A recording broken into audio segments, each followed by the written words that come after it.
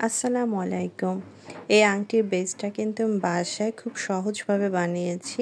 একদম কাঠেরটার মতন করেই হয়। এইজন্য হচ্ছে আমাদের কাছে যে একটা প্লাস্টিক ব্যবহার করতে হবে। আমরা বিস্কুটের সাথে সাধারণত এই প্লাস্টিকগুলো পেয়ে থাকি। তো আমি এটা দিয়ে আংটির বেসটা বানাবো। এজন্য আমি ১ম এ এটা ভালো করে ধুয়ে যে তেল ভাবটা আছে সেটা সরিয়ে নিয়েছিলাম।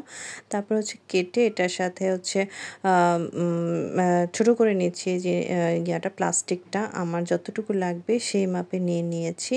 চারপাশ থেকে কেটে তারপর হচ্ছে আমি যে আংটির সেলাইটা করে রেখেছিলাম সেই বেসটার সমান করে পেন্সিল দিয়ে গোল করে কেটে নিচ্ছি যাতে আমার কাটতে সুবিধা হয়।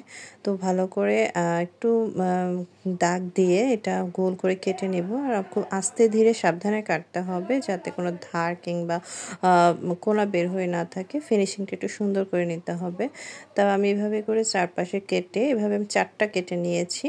তা আপনারা যদি আরেকটু মোটা চান তাহলে আরও কয়েকটা এভাবে গোল করে কেটে নিতে পারেন। এরপর হচ্ছে একটার উপর একটা বসিয়ে সুপার গ্লু দিয়ে আটকে নিয়েছি। তো এভাবে করে অনেক সুন্দর একটা বেজ হয়ে যায় একদম কাঠের বেজটার মতন।